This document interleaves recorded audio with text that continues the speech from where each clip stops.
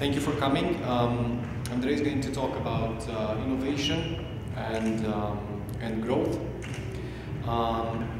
We had initially 1 hour and a half planned, but we've squandered a bit of a half hour on issues. We like to take questions as we proceed so that this thing's a bit interactive, and then we can reserve a bit of time towards the end of the seminar for clarifications and so on and so forth. The floor is yours. Perfect. Can you hear me okay? You want to talk to the microphone? I know the phone around, but this is better. I'll talk into the microphone. Thank you very much for having me. It's great to be here again. This is a new piece of work that I've done with a few colleagues at Lausanne. And the way it came about was I started looking at fintech a little while ago, and so how digital technologies are changing finance. And there's a lot going on. There's a bunch of digital technologies that are really changing finance in ways that, or in very sort of revolutionary ways. And we know that when digital technologies enter sort of service industries, things change. So when digital technologies, for example, entered communication industry, things have changed. The nature of competition changed. When digital technologies entered media, things changed again. You know, people used to go and rent, you know, VHS tapes or DVDs, and now people stream Netflix, Amazon Prime directly on their computers. These companies now create their own shows. It, you know, dramatically changed how content is being supplied and how content is being demanded. So when digital technologies enter into a particular service industry, you know, both the supply and demand of services are affected, and often in very dramatic ways. Digital technologies also entered into retail sales, for example, with Amazon, Alibaba, and how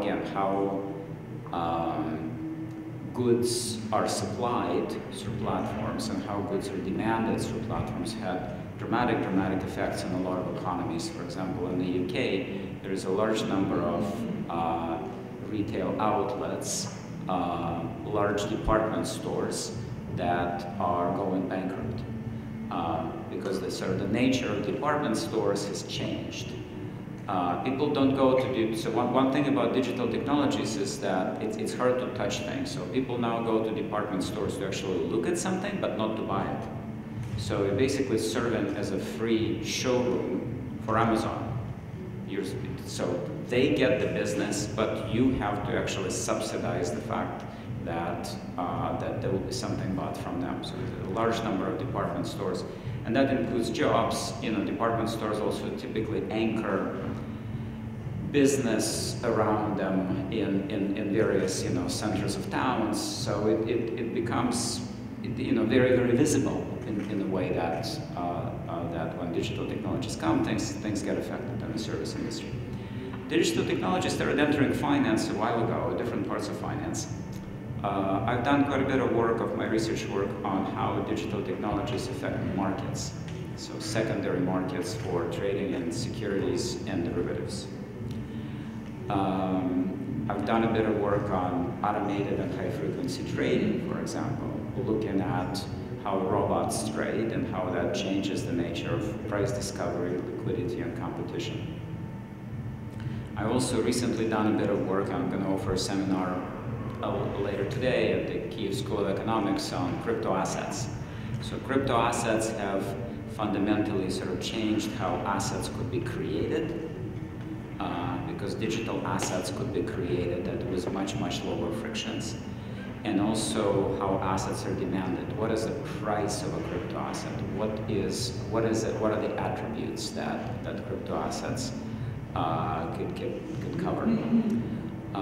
So I've done a bit of work on it, but you know, I'm a financial economist. I'm working on particular aspects of financial economics within financial economics, which is sort of, there's financial economics, then within that there is sort of more traditional finance. There are other parts of financial economics that are sort of not called traditional finance. Then within traditional finance there's asset pricing, and then within asset pricing there is a part that has to do with sort of structure of the markets. And this is just sort of the corner. It's not a very large field, it's only sort of a handful of people. But I typically work in this field, but I'm classically trained, and so I know that in order to convince my colleagues in the rest of the economics profession about the importance of digital technologies in finance and otherwise, there are basically 2 points that you need to communicate to them. One is, and policymakers as well, not just academics. One is it whatever it is that you're doing, is it going to affect economic growth? If the answer is yes, then a lot more people would be interested. If whatever it is that you're working on is going to redistribute resources internally or in some way change how resources are being channeled, a lot fewer people are going to be interested. So, you know, in the grand scheme of things, if it does not affect economic growth, then it's just a redistribution effect. Redistribution effects are just sort of much less interesting. They're important, there are structural issues associated with them, but there is sort of not much more to it. Another way in which you can just sort of have whatever it is that you're doing of interest to the broader profession and policymakers is by showing that whatever paradigm that you're working on actually something that is not being captured before by our modeling, our way of thinking. It's something new. It's something that we haven't thought of, and digital technologies do provide something that's new. So it may not be, you know, and so in this work, what we found, we started talking about it, and we found that there is indeed something new, and it's largely has to do with digital technologies, not entirely, but largely. And potentially, there is effect on economic growth endogenously. This is my foray into macroeconomic sort of field after sort of a period of time. This is the first we hope, a series of papers that we plan to write. It's part of a sort of a research program. And the way we wanted to start this is by taking a very well accepted model, split it up into blocks, and I'll go through with the blocks, and see whether or not we can change some of the blocks in the way we think digital technologies and the way that they're being channeled could potentially affect macroeconomic growth. Okay, so far so good, long sort of introduction, but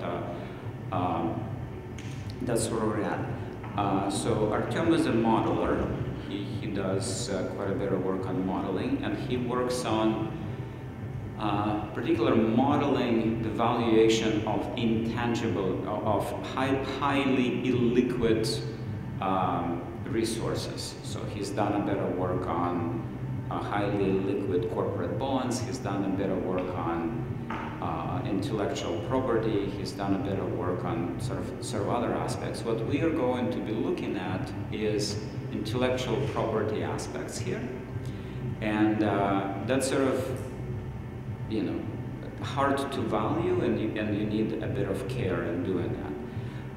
Albina and Chris are both experts on patents and standards, so they study both empirically and theoretically what patents and standards are, developments in this field, and what are sort of the impact on economics and finance. And I just sort of a catalyst, I guess, you know, I just ask questions and see where we can get with this. So let me talk a little bit about a very interesting development that we've noticed that's been assuming increasing importance in the last several years, and we're viewing it as as a conduit of potentially of how things could change. There's something called standard essential patents. It may be the first time you're hearing about it. Don't worry about it. I only heard about it 2 years ago myself. So it is something that patent lawyers know about. It is something about trademark offices know about, and a handful of people who study it. What are standard essential patents? And you can see the growth in standard essential patents. So standard essential patents differ from traditional patents in that they pull together multiple patents and they establish a standard on top of it. So patents typically grant holders of patents monopoly rights. So you can extract monopoly rents from holding a patent. At some point, there are multiple technologies that are competing for, that are invented to basically do the same thing. And in the digital domain, it could be multiple technologies, for example, to view digital content. How digital content is viewed, how the digital content is transmitted. A very simple, a very known example of a standard essential patent, or something that's currently covered by standard essential patent, is JPEG technology. So when you're looking at an image and has a JPEG suffix, it is now, originally it was invented as a patent. It was a patented technology to distill digital information so that it could be transmitted and viewed. There are multiple patents associated with it, and the standard setting organization brought together holders of these patents and issued a standard on top of it. Once something becomes a standard, this patents, it's a standard essential patent, so it grants rights to holders of these patents that come together. But it is no longer monopoly rights, and it could be used for a small licensing fee at a much, much broader level. So now all of your computers are embedded with protocols that could read JPEG, because the makers of computers do not have to pay monopoly rights to those who open the JPEG protocol. So when something, so Wi-Fi, for example, is governed by standard essential patent. So Wi-Fi consists of multiple technologies, but once these technologies come together, it becomes a standard essential patent and sets a standard. This is a new area. It has been very interesting economics in it, and it has been studied somewhat.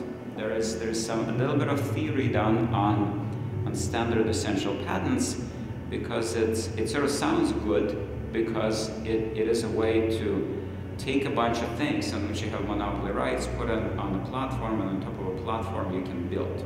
So once you have Wi-Fi becomes sufficiently cheap, and you can use Wi-Fi not for the sake of just Wi-Fi, but you can, get yourself an Uber or whatever, or do something else, right? So if it becomes cheap enough, you can build other things on top of it. There are interesting competition issues there, and that is, let's suppose that we have some aging patents, and we think that these patents are going to be replaced by something that's better. For example, JPEG 2 or JPEG 3, which are potentially much, much better patents. But we don't want that to happen. So we will pool our patents together. These are aging patents that are not necessarily the best technology, but it forces us to protect our intellectual property by pooling them together and maybe creating a standard out of it. And then our standard could be potentially more attractive than this new patent in terms of the pricing. So it's not straightforward that this particular mechanism of converting patents into standards will always lead to something unequivocally good, right? So there are issues of competition, there are issues of protection associated with it. So the way we're going to think about it, let me walk through this. is, so we're going to have a sort of a standard macroeconomic model. We're going to of growth. So the typical growth model consists of capital, labor, and technology. Right, so this is a sort of very standard way of doing things.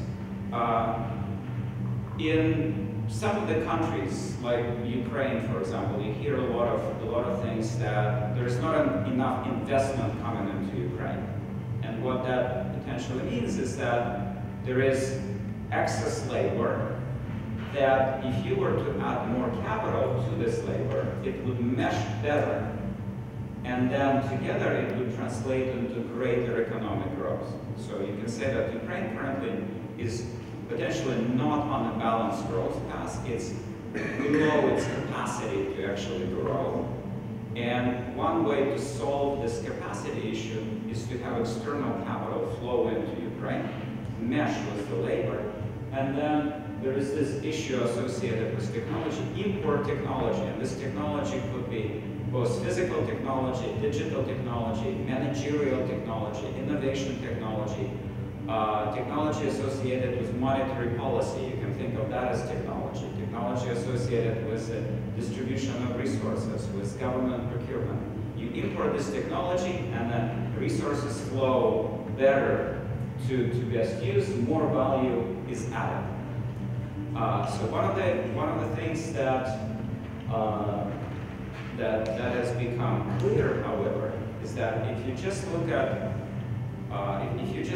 capital and labor, you're not going to be capturing what's really going on. There's something in there called technology, and a lot of it is shows up in different ways.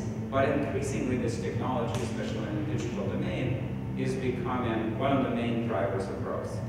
The growth is not coming necessarily from capital. You know, the Western world has plenty of capital. It's not necessarily coming from labor because sort of the capacity of labor, if you will, it's near capacity. So what you need to do in order to grow, you need to retrain your existing labor in some way so that it would better connect with the capital and create more value added. Right? So on the labor side, there are a lot of things that have to do with how do you educate now for the new economy. On the capital side, how do you actually, and that's where fintech is, how do you channel capital in a more efficient way to new ventures? And on the technology side is where we're going to be sort of looking at. On the technology side, one of the aspects that drive this in a sort of growth, endogenous growth model kind of sense is how do you convince your agents, let's say you have economic agents, to actually create, to innovate, right? So they could decide to innovate, or they could decide not to innovate. Like, what are the economic incentives for agents to innovate? What do you give them in order to innovate? And patents is one of the mechanisms to do that. So if you innovate, and something that you create with some probability becomes valuable, then you have ability to extract monopoly rents from it. Legally, no questions asked, no one is, and it's understood that this is how it's done. Otherwise, if you do not give the ability to extract monopoly rents, you will have a lot fewer people being interested in innovating. They will just decide, look, why should I innovate? I go work very, very hard, I create something, and then somebody else takes advantage of it. What's in it for me? Right? So, if what's in it for you is all the rents that you can extract from it, that you can sell, that you can share with, then the incentives become basically as strong as you can make them. And on that side, you can have patents, trademarks, trade secrets, and other types of ways of sort of motivating agents to participate in the creation of this innovative activities. This is the model. again, it's a stylized representation of sort of facts. And at some point, for example, it's interesting that one of the things that has been happening in Ukraine is some of the reforms that are being introduced into how patents are being, how intellectual property is being treated now. Because at some point that's where the action is, right? So you see that most, for most highly valuable companies globally, what's called intangibles becomes the highest part of their value. And you need to figure out how do you create these intangibles to begin with. So some of these patents could come together and form standards. As I said, they're pulled together by standard setting organizations. And then what happens when a standard is created is that monopoly rights disappear, but the ability to have a much, much wider coverage for your standard is created. So in principle, you can economically gain from it because it's a standard that could be much more widely adopted, and even though individually each agent pays less, you can make more money from it. So again, there's an economic incentive potentially for going into standards. So what we want to ask in here, in the context of a endogenous growth model, so that pretty much everything is going to be determined within the model jointly with other things, is how can we think of standard essential patents as something that could potentially be very different from the way we thought about economic growth before? Why? And how does it come together? So typically what you have on these economic growth models, you have patents. These patents give monopoly rights, and these monopoly rights create what's called decreasing returns to scale. So you have a natural decreasing returns to scale built into your growth model. So it's decreasing returns to scale. Now, our question is, the big promise of digital technologies is, can you get out of this decreasing returns to scale paradigm? Big question, big question. It's not, in the physical world and in the world where we live now, in the world of intellectual property protection, in the form of patents, we're hitting decreasing returns to scale. You can throw as much capital at it, you can throw as much labor at it, but you will have decreasing returns to scale simply because that A component pushes you into the decreasing returns to scale. Can we look at standards as a way to have increasing returns to scale, potentially unlimited growth? Growth governed by the fact that digital technologies are subject to what's called Moore's Law. And Moore's Law means that you have a lower and lower cost for the same number of computation on a logarithmic scale. So we know that computing power is becoming cheaper and cheaper, which means that digital technologies in principle could become adding more and more value. With me? Big question, right? So, and we're looking at the standard essential patents as potentially a way to get to it. We don't know if it's going to get to it. We need to write down the whole, structure to it. We'll simplify as much as possible. We're going to take an off-the-shelf economic model so that people know how it runs, so we don't need to explain what's inside, what are the other pieces of it. We're also going to abstract from L. So our labor market is not going to be something that we're going to be looking at. We're only going to be looking at human capital in here and see if in this modular approach we can potentially get to something that looks reasonable. There's another part to it. And the other part to it, there's a new school of thought that developed that's now centered in Paris, and you probably have heard the name Thomas Piketty. So Thomas Piketty was an MIT professor who left MIT and went to France because he was dissatisfied with the fact of how sort of ideologically the profession was looking at growth. And in this growth models, there is a very, very important assumption. And this important assumption is R is greater than G. R is the rate of return on capital, and G is economic growth. And in order for these models to work, R has to be greater than G. And what that means is that those who contribute capital over time gain more than the economy gains. And that leads to inequality. So rents from capital exceed total value added.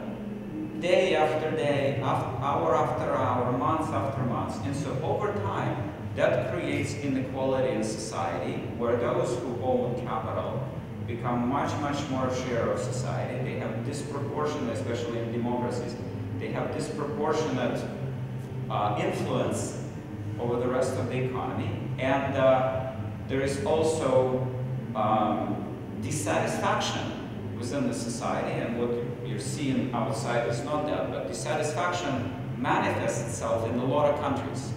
And it manifests itself increasingly in wealthy countries. People in Paris go out. France is not a poor country, but people go because they're dissatisfied about inequality, about their share of stuff. It's not like they don't have enough stuff. They have a lot of stuff, but they just feel that it's unfair the way that stuff just sort of flows, that people who own capital get disproportionate share of value added. And this is how these models are written. That's just sort of fundamentally what's inside of them. What we want to look at is, does it have to be the case? Can we now look at the economy where potentially the gains are going to be going to those who are contributing intellectually to the economy?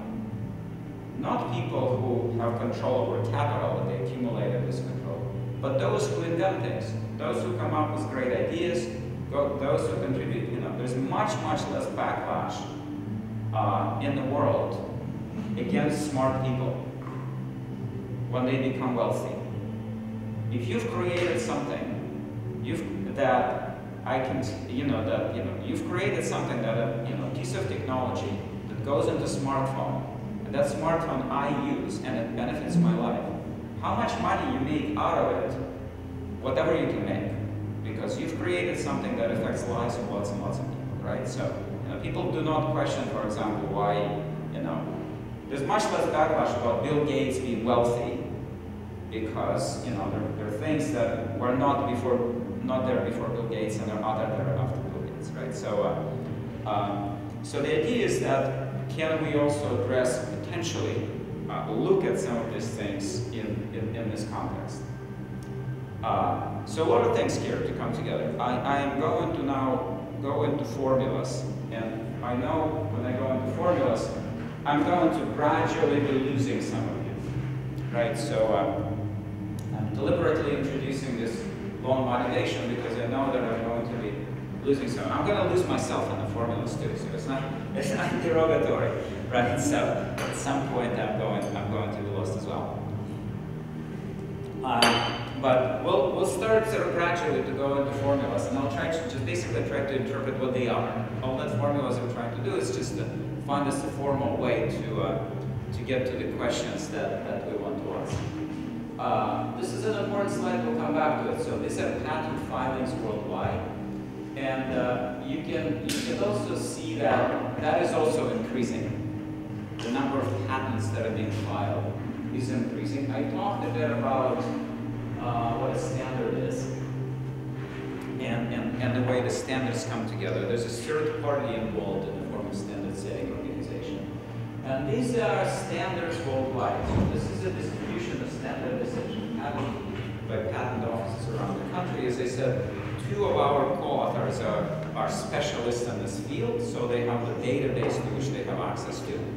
And you can see that Europe and the United States are the two countries that sort of dominate the standard essential patent process.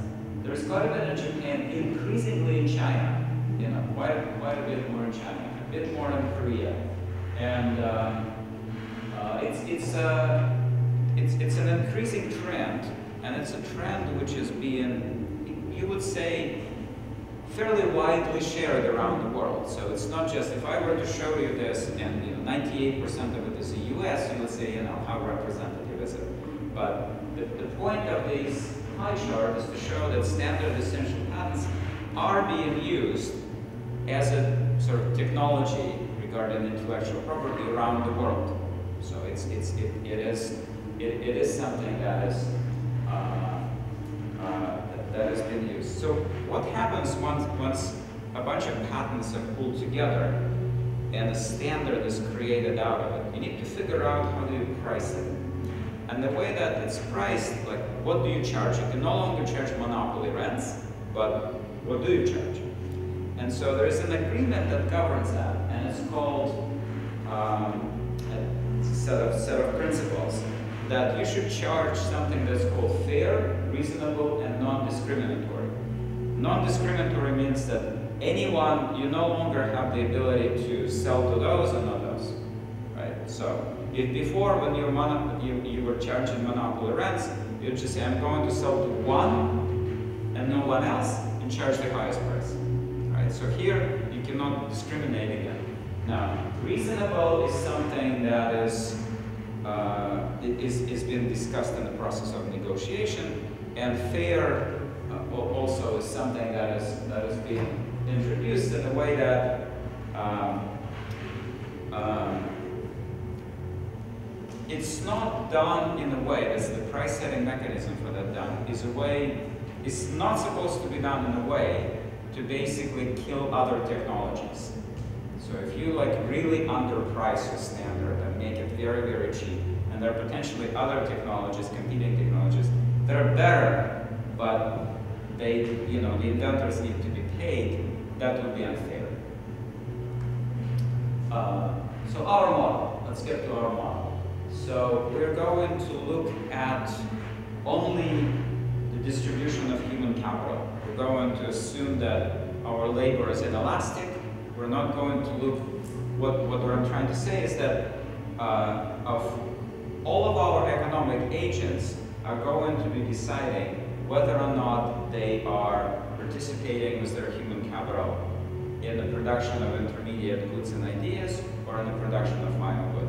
They're not deciding of whether or not to become innovators. We're only going to look at innovators. There are other models out there in which economic agents decide whether they become workers or innovators. Right? You can also study that. You can say, look, do I give innovators enough protection and enough motivation to become an innovator rather than a worker? Not everyone is supposed to be an innovator. What do I give and how do I give it? Now, in our model, everyone is an innovator, but they either decide to contribute to new technology that enters into final good or production of final good. There will be a bit about the process of technological change, and there is a bit about the process of technological standardization. So we're going to make assumptions about how technologies are born, which technologies become patents, and how some of these technologies become standards. And once they become standards, we're going to be looking at what are the motivations and how do things come about. I can tell you that one of the interesting outcomes that, and we'll do it in stages, and the reason that we're doing it in stages is that we're studying a new phenomenon. So we're going to take an off-the-shelf model, Romer's endogenous growth model. We're going to change something on the front end, which is this technology, intellectual property, not touching capital and labor, that we're sort of leading from the model, so that people can only focus. So in principle, we can add it to any model, not just Romer's model. And then we're going to first create a baseline, study the baseline, and then create an addition to that baseline. And I can tell you that when we worked on the baseline, when we just have some of the patents become standards, actually standards are reducing economic growth. They're destroying economic growth. And I will show you how.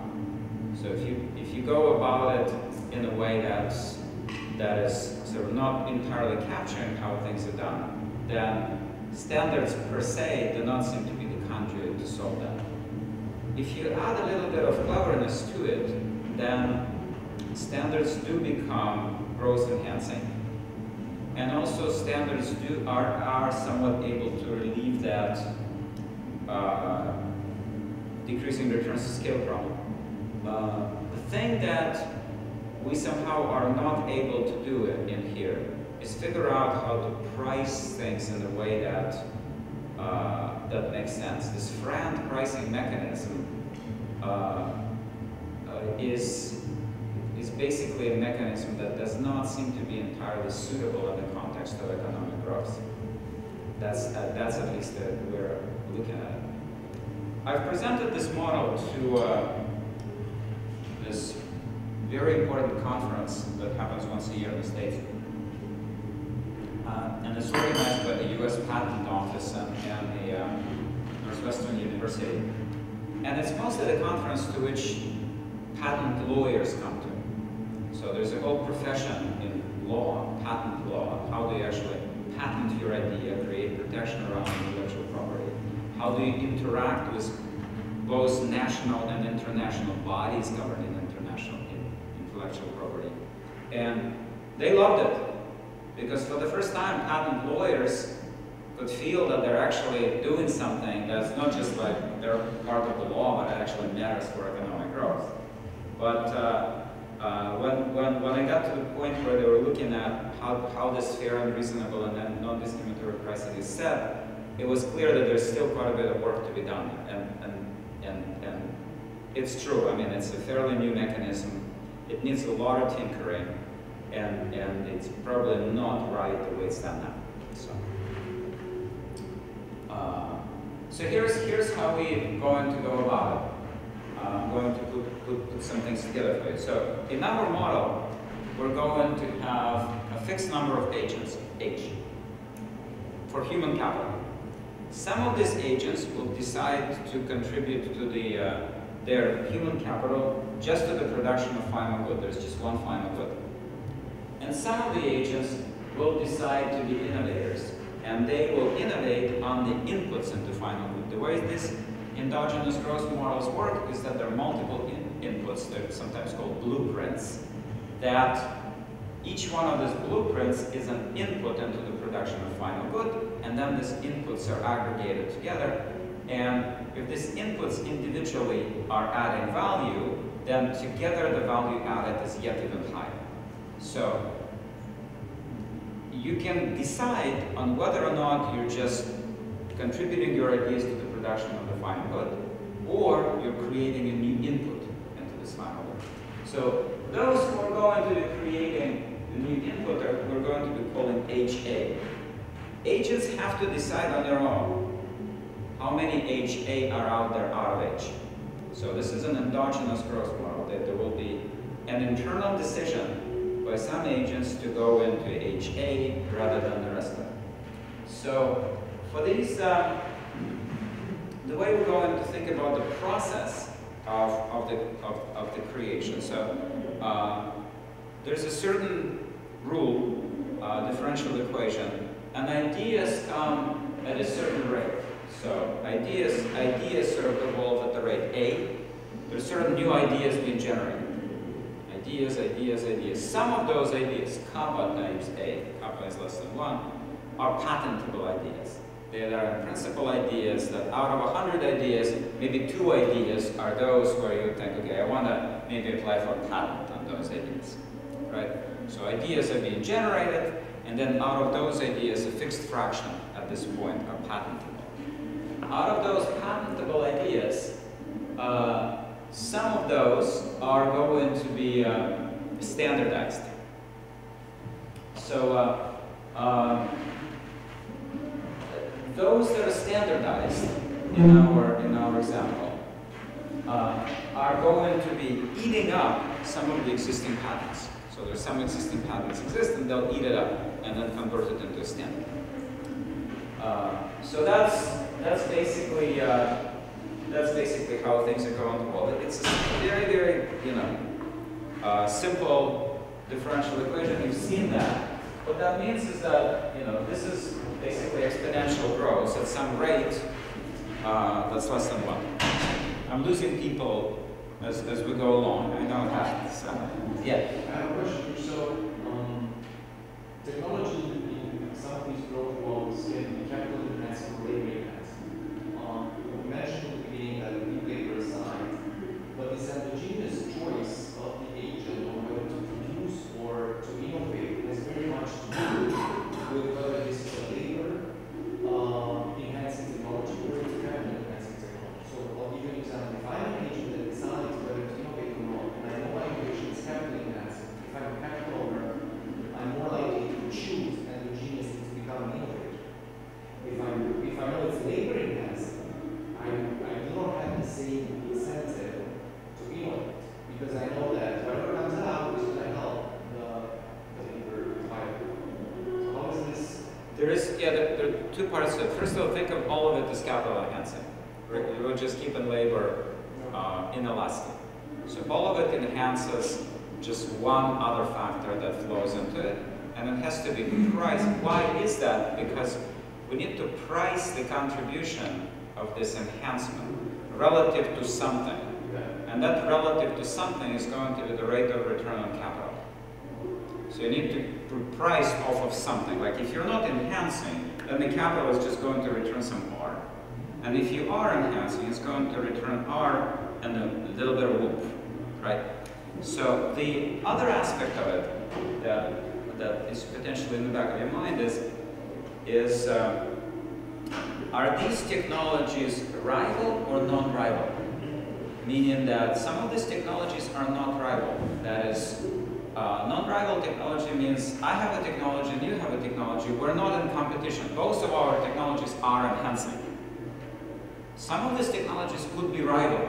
That is, I introduce a technology, you introduce a technology, they're trying to get to the same thing, right? And so there's a rivalry between us, and that introduces, sort of competitive pressures and a bit of understanding, like what do we do with it, right? So both of those aspects are present here as well. And this second bit, sort of whether technologies are complements or substitutes, not just to capital but to each other, is also an important part of what is included in the standard and what does it do to the rest of the technologies. So far, so good. So the way we're looking at it is that yeah, no problem. So the stock also, according to this equation, this is the aggregate stock of innovation. If I'm an innovator at time t, the probability that I might be an innovator at time t plus 1 is going to be potentially different from somebody who has not been an innovator. So although this link is perfect, makes perfect sense to the aggregate, then when we go at the level of individuals, we're going to abstract from that, and each time all of us are going to have equal probabilities of getting an idea, an equal probability of this idea of having been patentable, equal probability of having this patent become a standard. So we are going to assume a way, sort of cross-agent distributions. The reason for that is not that because it's not important. It's important and it's studied in another paper, industrial organization paper on that. But we want to look at the aggregate. We want to see whether there's an aggregate oomph to it. And this is the way for us to just sort of say, well, if these distributional effects are not even there, can we get to the aggregate? So that's it's a lot of the things that we think we either don't want to deal with now, or they've been dealt with elsewhere. We're just not going to touch. But what we want to do is to see in the endogenous growing sense, what can we say about going from patents to standards? Does it matter for economic growth? Because in principle, we sort of have this idea, and maybe it's an idealistic idea, is that unlike patents, standards are platform-like, and you can have network externalities out of platforms. You can add to platforms something in a way that, because they don't have decreasing returns to scale constraint, that could potentially create, as I said, you know, if you have Wi-Fi, then you can create a mobile bank on your phone that gives you financial services, but none of it is going to work unless you have a smartphone, loads of standards in there, and Wi-Fi, loads of standards in there. So you can't, but if you do, you build on top of it, right? There's a platform-like effect that relieves this constraint of so basically, the standardization is going to change grammar. A. Yeah, is going to change A. So the idea is, can we get this A? Can we get this A going in a way that gives us that as opposed to this? Because with patents, we know that A has decreasing returns to scale because there's rents are being extracted, and therefore that kick is always downward sloping, and it's reducing in scale. So that's what we're going to try to do. There are ideas. Some of these ideas become patentable. Some of these patents are organized into standards. Once they're organized into standards, some of the patents that were there before are aggregated into standards, and they go into little circles with red lights.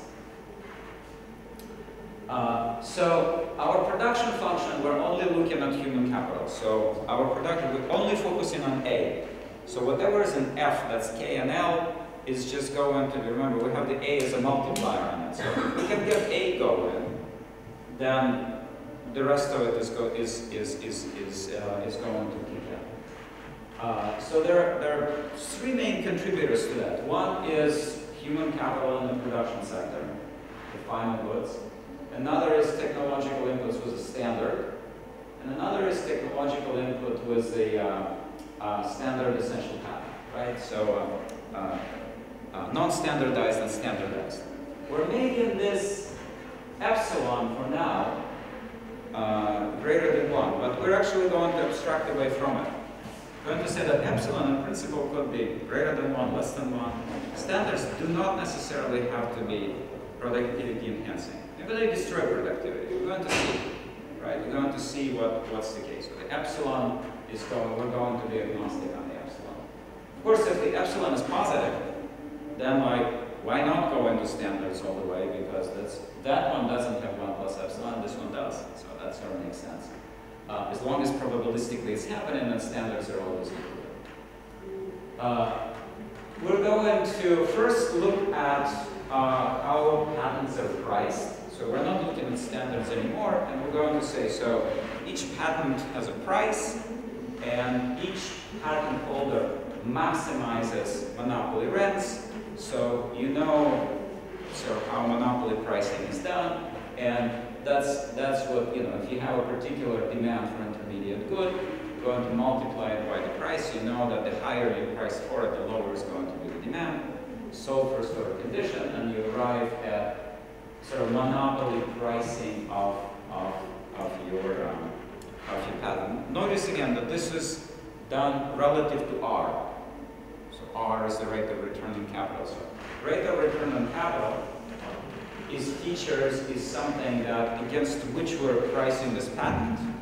And then all of this A's and everything else, these are parameters that go into it that we assume. And the important part is that the number of people that we have contributing to that features in there is as it should, right? So this is just a way for us to get at the baseline. What would be the pricing of patents when there are no standards, right? So standard Romer model. Decreasing returns to scale, it's not going to generate this woof, we know that. So then we're going to say, okay, let's suppose that some of these patents becomes standards. We have a particular technology, standard setting organization technology, where some of these patents win a race, and other patents of similar technology becomes obsolete. So if you have something, there are many other forms of just sort of file, still file transmissions other than JPEG. But JPEG wins the race, and JPEG becomes a standard, and then, yeah.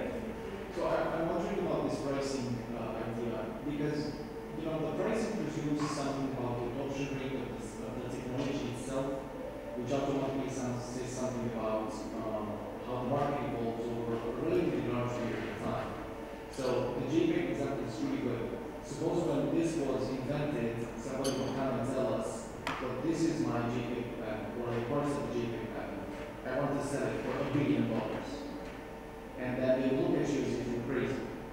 And clearly so, right? Because who would have thought many years ago that people would just share cats and dogs on social platforms, and that this would be the primary source of revenue that is based on this. So the uncertainty related to pricing of the patent is much larger, I would argue, than the uncertainty related to the capital. So to R, I would say that the volatility, for example, in R is much lower.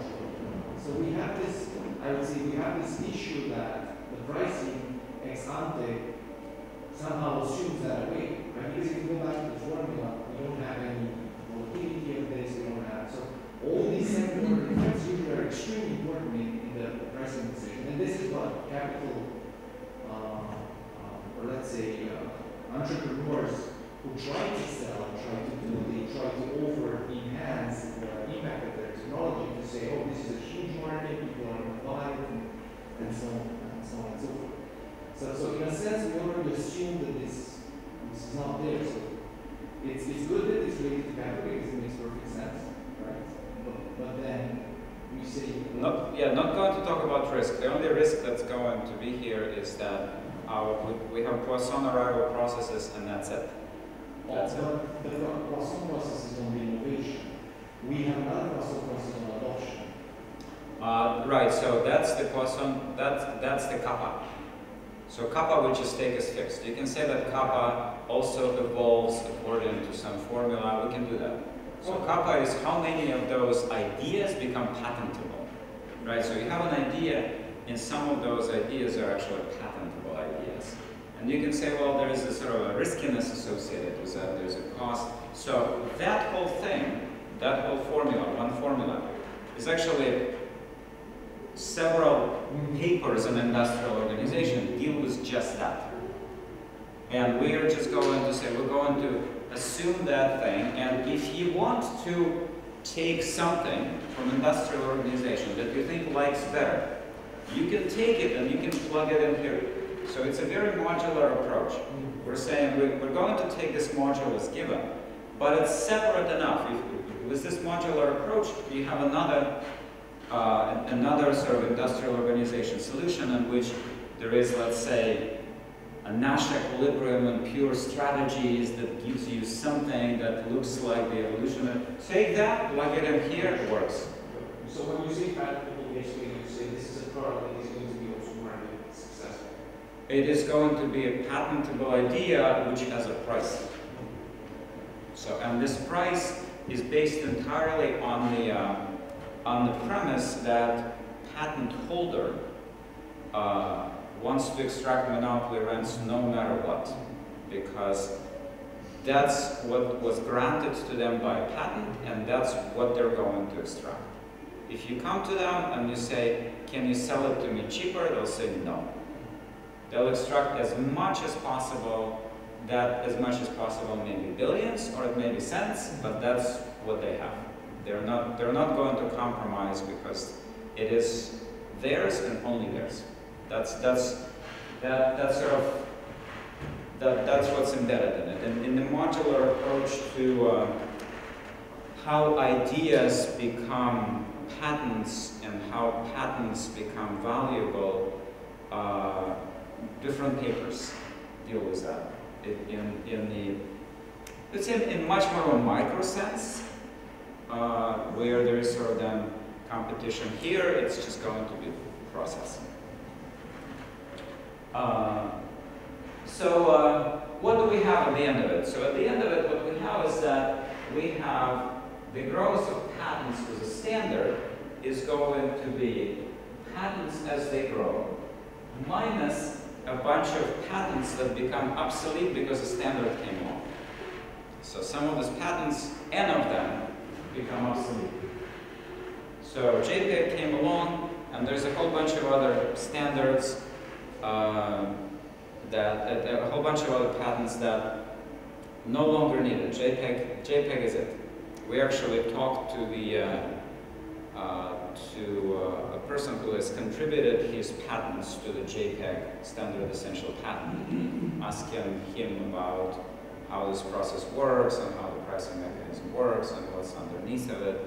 And it is very, very clear that there is very strong incentives at some point to be a part of a standard, because it's an anti-competitive sort of device. So at some point, you feel that somebody is going to create, this is a digital technology, somebody is going to create JPEG 2, JPEG 3, JPEG N, that's better than the technology that you have now. And all of your monopoly rights disappear. Then they replace you with their patent. What do? You come together as different pieces and you say, okay, we're a standard, and now what they have to produce is something that's way better than what you have. Like really better, right? So that they could extract monopoly rents, but it's like drastically better, right? So there's a lot of, there's interesting industrial organization. So what we're going to show here is that in this growth models, what you want to get at that is on a steady state path. So you're going to have some business cycles around it, but you want to see whether or not you're going to get on a steady state path. And what interesting thing we showed, and it just sort of makes sense, that the growth rates all basically collapse into the same steady state growth rate that you had before. So the difference between patents and standards in the sense of endogenous growth is not really all that dramatic. You're in the same steady state growth path. What is interesting is how the profits are distributed. Of course, the profits are distributed under standards and patents differently. And the way the profits are distributed matters for incentivizing agents to contribute to the creation of ideas. Interesting dynamic, but again, from the economic growth perspective, not much move here. So this is not reflected in the form of choice on innovating versus non-innovating. The first one showed us how age splits between... It's innovating towards creating something that's an intermediate blueprint, rather than innovating towards something that's a final good. Yeah, but I mean the share of profits you just mentioned. Right, that's a share of profits between standards and patents. So what happens is that when you introduce standards, you end up on a balanced growth path, which is the same as if you didn't have standards. But those who have standards are paid differently than those who get patents. So the share of rents is now distributed differently. But in a sort of grand scheme of things, doesn't really make that much of a difference.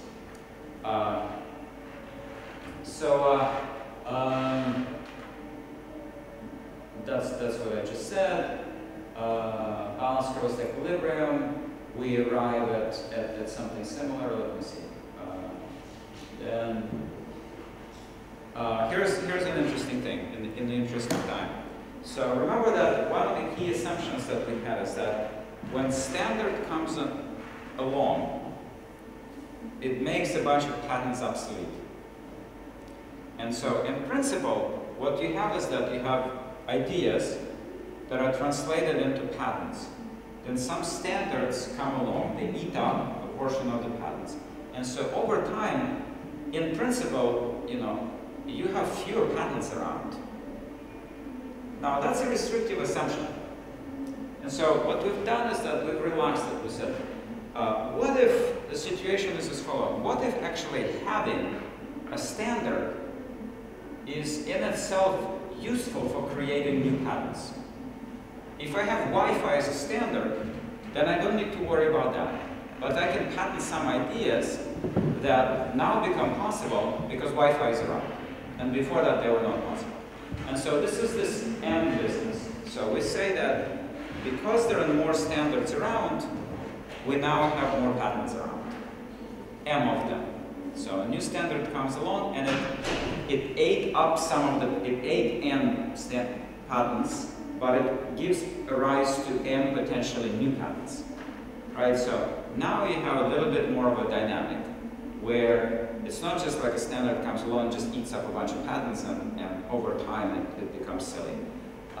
What happens here is that in this environment where creation of a standard gives rise to additional patents, things are much more interesting. So this is now, we have a, this is growth enhancing now. This is now growth enhancing. Why do we think that it's not a silly idea? Is because of this. Is because of this. This is sort of indirect evidence that we have more standard essential patents, but we don't seem to have fewer patents as a result, right? So we see the increase in patents and on a much larger scale. So you can see that this is in millions, and this is in tens of thousands, right? So even though this is growing at a very, very increasing rate, and notice here, this is the, sort of the tail end of the internet revolution. Most of these standard essential patents, I mean, more than most of them, over 90% of them are in digital technologies. So these are not physical, these are not three-dimensional. But these are increasing, so that's good.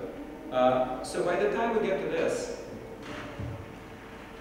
we finally could get to the point where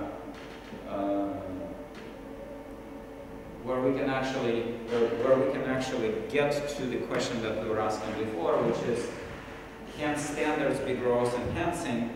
Yes, if the standards are such that they give rise to a possibility of new patents. If the standards just eat up a bunch of patents and that's it, they basically become rival to patents. They just like eat them up. I'll end here, and thank you very much for sticking around. I know it gets nerdy quickly. Big questions though, and we've made some inroads. What we plan to do next is actually start pricing some assets. So what you get out of these growth models is pricing kernels. And you can say, well, suppose I want to, there's a literature that's been developing over the last several years in finance now, which looks at whether or not intellectual property could be viewed as collateral that could be used for borrowing. Because increasingly that's becoming the case that in particular patents are accepted as collateral for borrowing from both banks and non-banks. Borrowing not in the form of equity infusion where you have to give up ownership, but borrow in the form of just capital coming in. So you issue fixed income type of instruments, and they're collateralized by intellectual property. So it seems to be that standards are also quite useful in that. So in principle, we could be pricing fixed income instruments with and without standards, and seeing whether or not participating in the standard could potentially relieve capital constraints. So let's say you want to go and you borrow, and your investors say, well, what's the collateral? You say, well, actually, my patent is part of a standard, and this part of the standard feeds into a whole bunch of things. There's cash flow, and there are other things that we're working on that are producing new innovative ideas that are embedded in this. Can I at least have some money to pay for that? Becomes a conversation. Can we price this? Does the market, we know that the market exists, so what would be sort of the pricing mechanism? Pricing, as I said, one of the co-authors is a modeler who models sort of illiquid assets or illiquid collaterals. Increasingly, this becomes more and more of We know it's the case. Like, we know that the literature emerged because there's a whole bunch of companies that were able to borrow because they have patents, and were not able to borrow before. So it's valuable, it's collateral, it's possible to do that. If you can borrow, then you can build, you can add value, you can do things. So these are sort of the next steps to go a bit more into asset pricing.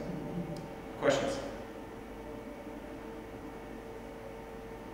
For Ukraine, what does it mean for Ukraine?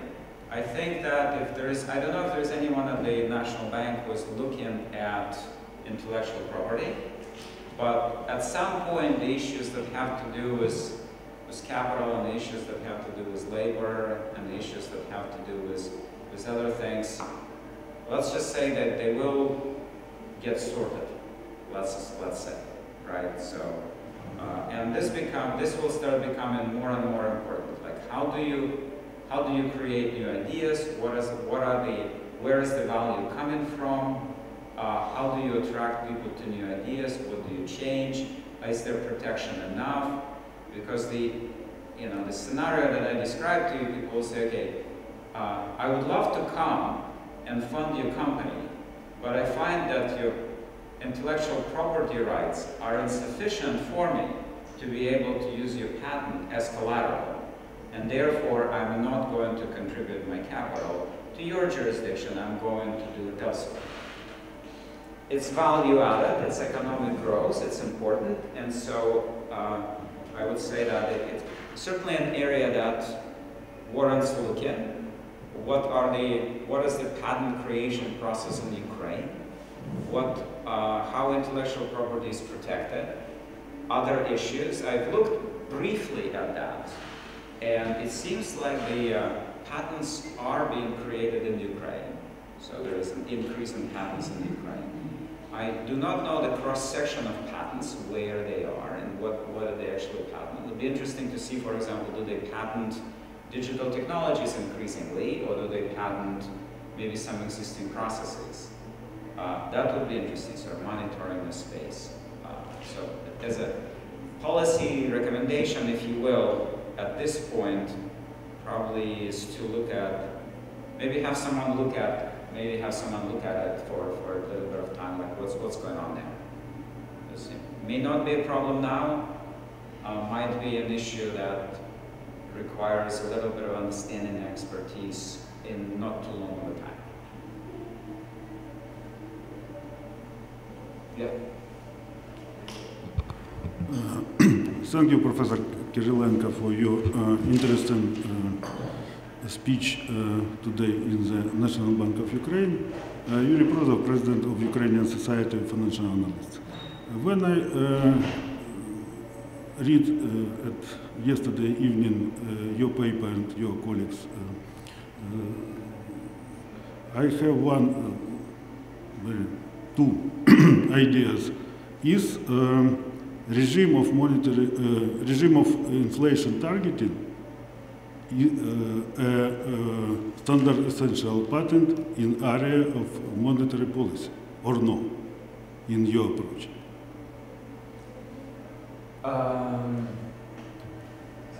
As far as I can monetary technology. As far as I can tell, this will not fall either under monetary policy mandate, financial stability mandate, or sort of a payments mandate. It's a different mandate. So it is my understanding that the National Bank of Ukraine has a mandate that has to do with economic growth. So if there is some part of the mandate, if what the bank is supposed to do is a stability of the currency and additional mandate in terms of stimulating economic growth in some way worded, then it becomes a policy issue. For example, in the United States, the Federal Reserve Board has a dual mandate, and economic growth features in a dual mandate through the employment, right? So you can say that partly through that. So what is the mandate of, my understanding, last time I read the the law on the central bank, it was not a single mandate. They were like, it's supposed to keep the currency stable and this and that. Right? So if and this and that features economic growth, then it is a policy issue of the national bank. And the second question. Did I answer your question? Maybe. Not a monetary policy. Not monetary. Not a monetary policy. It's part of a mandate of the national bank, but not a monetary policy mandate. Thank you. And another question, what about disruption monetary technologies now, like modern monetary theory or new Green Deal of labourists in UK is a new pattern of monetary policy in the future. What is your opinion about MMT? Like a new standards of 2020s year? I'm not sure I understand the question. I'll start answering. See if I am, by answering, I'll get to something, and then maybe you can correct me by additional questions in the way I'm going to start answering. So, my understanding is of what you said is that there has been a sort of a structural change in the way monetary policy is being implemented, and whether or not this particular implementation is going to be growth enhancing or stability enhancing. From what I can tell, the implementation of monetary policy is supposed to lead to and the reforms and the structural reforms in the banking sector are supposed to lead to a situation where capital is allocated to its best use. So there is capital that's outright stolen, misappropriated, misused, mispriced, that those frictions, which are on a sort of grand scale, are being dealt with. And at some point, there will be, and I think that the monetary policy still has not yet transitioned to the point where the price of capital in Ukraine, the way it's currently being priced by the market, actually reflects or is fully consistent with what the price of capital really should be. Because there are potentially a lot of uncertainties, rule of law, what could be expropriated, whether or not something that was nationalized is going to be reprivatized, loads of things, right? So if you're in this environment, so what's the price of capital? So my understanding is that these reforms have to do, in the economic growth sense, with actually getting to the point where the price of capital actually does reflect what the price of capital should be. And this price of capital in Ukraine would indeed be higher than the price of capital in the rest of the world. And the idea is that if the price of capital in Ukraine is higher in the rest of the world, but the rents that you get from contributing to capital to Ukraine could be consistently earned, and they're not very risky in the sense that, yes, this price of capital is high, but that's because it's so incredibly risky that it's high because it's in expected return terms, and the distribution around it is huge. You can lose all of it because people come and say, okay, this is actually not what you own, it's not yours, and we don't even know who you are. Or you can gain a lot from it if you're closer to some politically influential group. So shrinking that distribution through just sort of structural reforms and say, okay, this is the price of capital.